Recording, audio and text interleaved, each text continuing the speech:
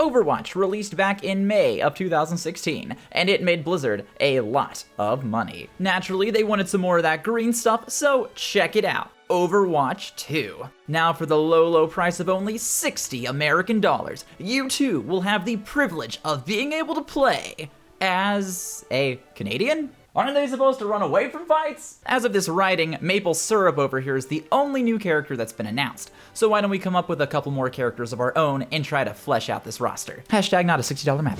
Hey, how's it going everyone? I'm Jonathan. What's up? I'm Stuart. Hey guys, it's Mitch. Overwatch 2 was just recently announced, and we thought we'd draw a couple of our personal characters that we would have in the game if we were creative designers over at Blizzard. So the three of us are artists, but our artist quality varies very greatly. So we're gonna probably go from worst artist to best artist, starting with me, unfortunately. But let's take a look at my first character. His name is Gravelord.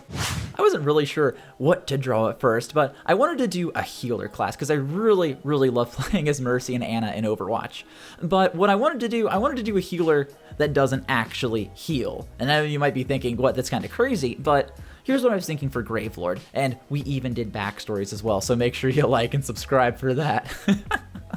But Gravelord, he was a former king or a baron in some sort of winter city, and everyone was dying in this giant blizzard, and his wife was really sick and dying, so he essentially made a deal with the devil, and he wished, hey, I want to make sure I have the power so that my wife doesn't die. And you guys are both familiar with like the whole monkey paw concept, right? Like we make a wish, but it ends up harming you in the end.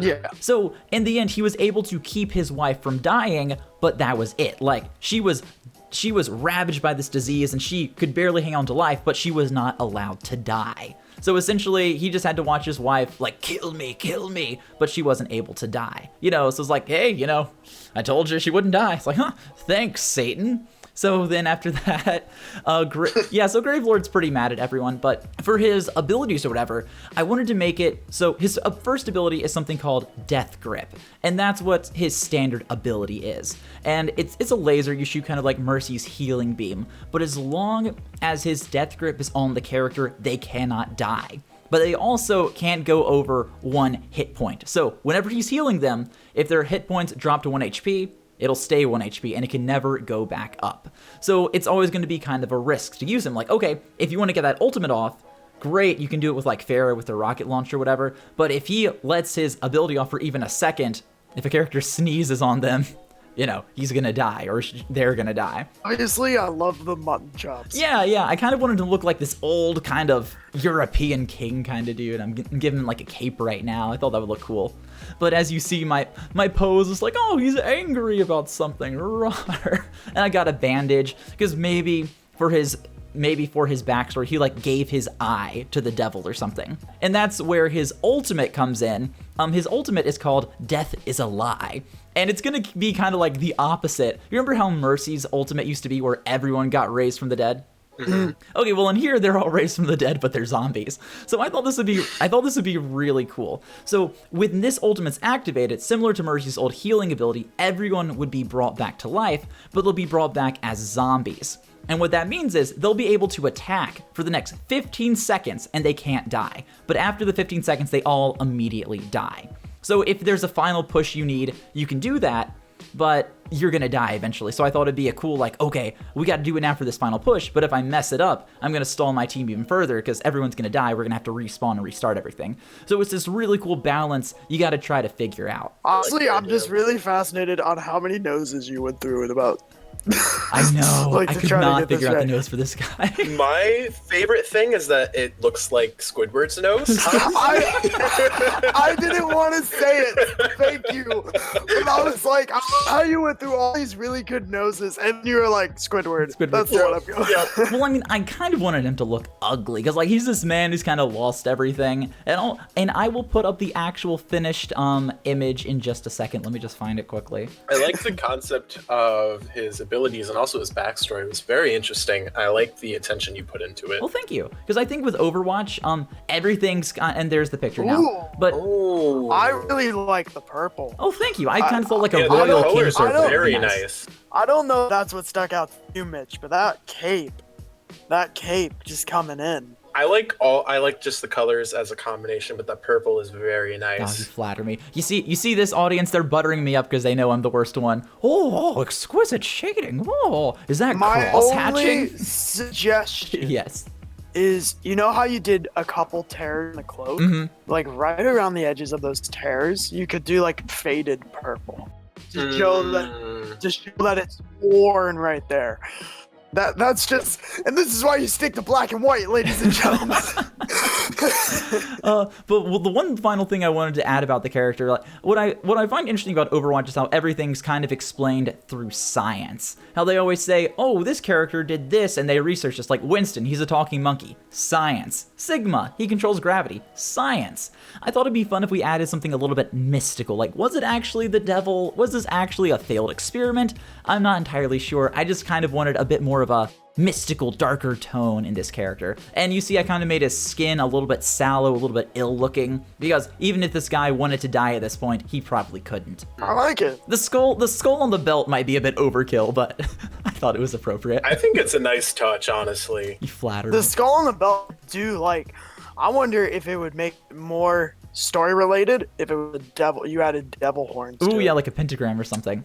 Oh, that's not bad. Not a pentagram, but like on the skull, like show that like it's sort of like his mark that he is marked by the devil.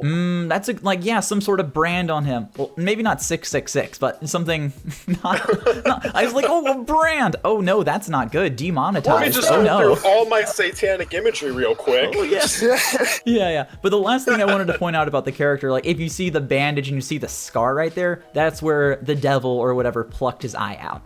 And that was like the trade. I like the blood. I like the blood coming through the bandage. And then for his melee attack or whatever, maybe he can like use his bandages or something, like a mummy arm or something. I don't know, we can play with it. After I drew the character, I realized like, oh, I didn't design a weapon around this character. Because I think you got to figure out the weapon and the character before you start drawing. And I kind of did one instead of the other, so maybe he has a flail. Well, we'll let the bigwigs figure it out. Stuart, what's this drawing program you're using? This is so interesting. The graphics are astonishing.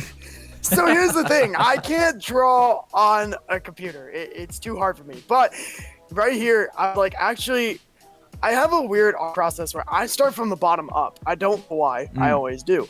And so I start with like the legs and the knees and the shoes, and then I move up. But my thought was, when I was creating the character, you know how like there's no true melee champions in Overwatch except for Reinhardt. And the problem is like getting that far to a character, sort of like fight them, is almost impossible.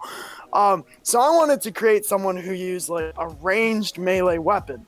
So I decided on a lance, obviously. So this is going to be, we're going to call him Jason now, because I don't actually know what I want to call him. If you think of a cooler name, we'll be like, his name's Redacted, and we'll just put something cool in.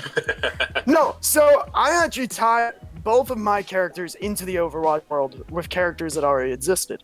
Overwatch 2, I was thinking like the people who come in behind the characters. So this guy is actually going to be, he's sort of like part of Reinhardt's second squadron.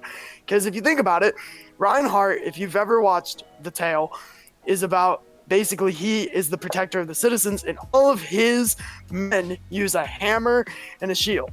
Well, I started thinking, okay, well, what happens if you need to hit somebody who's out there? You don't have anybody at the kingdom to like protect you. So I came up with this Lancer idea where he's going to be sort of, I just gotta break down the moves for you to be a little interesting. So his first attack is literally just him stabbing you with the lance. It's really easy. He's got like 3 different stab motions. One's a swipe, the other one like a back swipe, and then a poke. And that's going to be sort of one of his biggest flaws, is he can't attack that fast. But it's made up with maneuverability.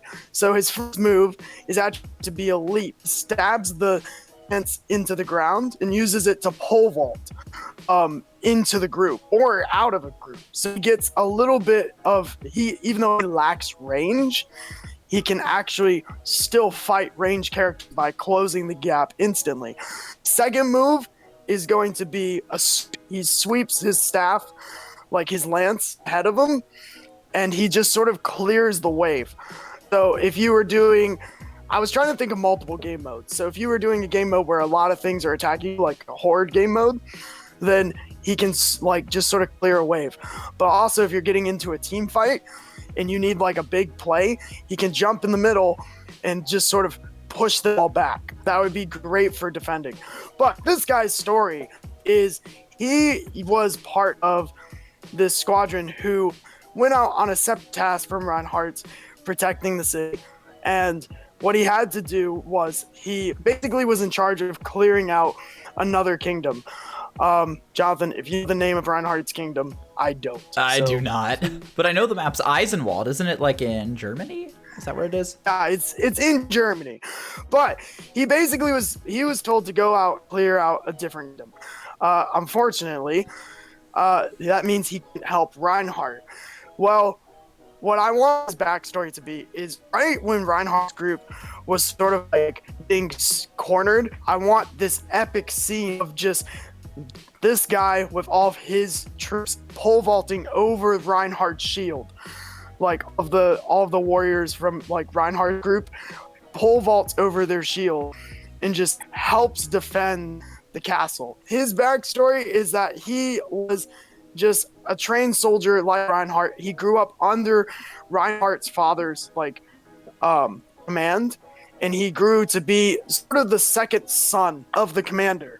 And so that's how he got to lead his own little fleet of I'm just gonna call them pole vaulters right now, because that's the vaulters. The vaulters, yeah. The vaulters. Yeah. So he became the commander of the pole vaulting fleet. I would like to note at this point in the video, I couldn't figure out how to hold my hand, and so I literally got a picture of my own hand and tried to draw it.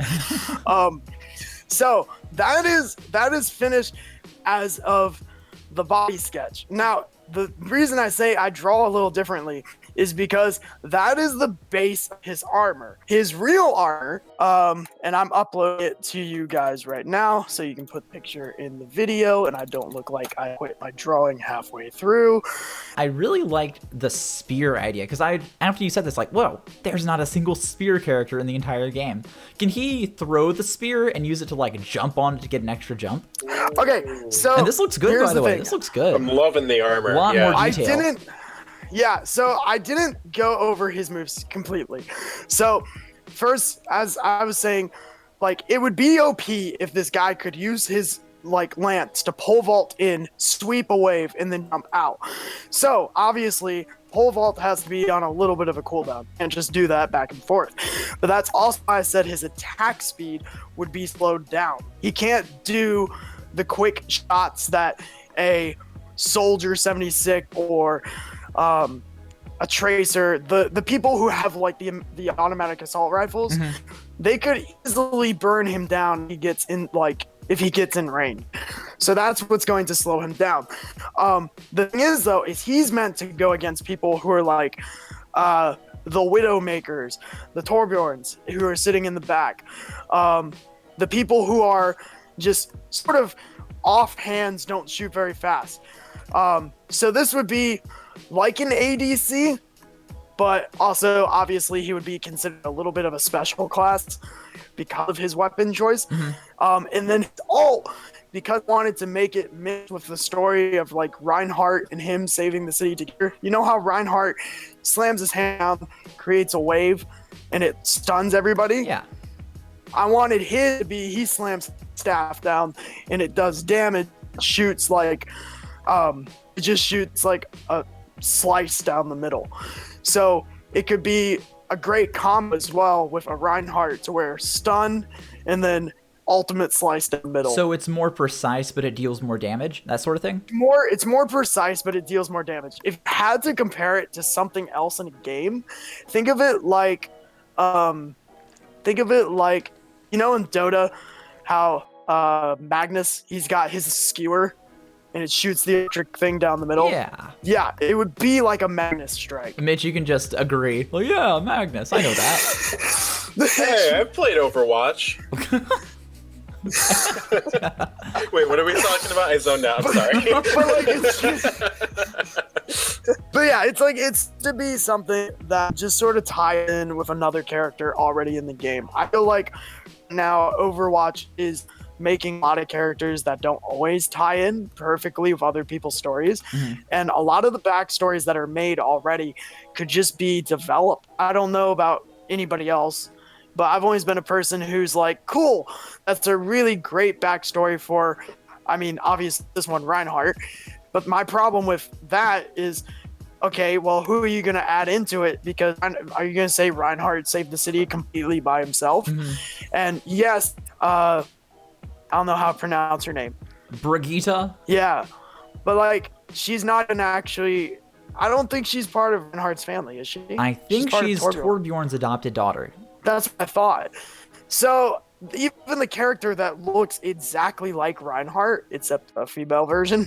So I wanted to give him something sort of to like help his backstory, which is sort of why when I was looking at how I wanted to do a sleek version of him to be more aerodynamic. Problem is I realized that if you were going to do it related to Reinhardt's army, like his armor is excessively, and so I tried to give him that sort of like in the pants and the shoulder blades, give him a little bit of like a buff, but also keep him aerodynamic, keep him smaller, keep him more agile. Yeah, so. that's a pretty cool character, Stuart. That's pretty cool. Very cool. All right, Mitch, you want to go next? Oh, yeah, I can go with the one that's actually there. So Mitch forgot to record one of his drawings, so I'm so sorry, guys. he just got it off Google Images, so don't tell anyone. So I wanted to design a female character that didn't necessarily go with classic female standards, like super pretty or, you know, scantily clad or something that seemed very, I don't know, like healer. So I went with like a damage type. Nice. And I wanted to go with twin chakram because they're some of my favorite weapons. And I wanted to go with a character that felt a little more tomboyish. So I give you Abba, the Light Seeker. And essentially, she is a... Find her list. Yes. So she was trained as a young age to protect the Chakram of Light, which is an ancient relic passed down from generations from wherever she's from.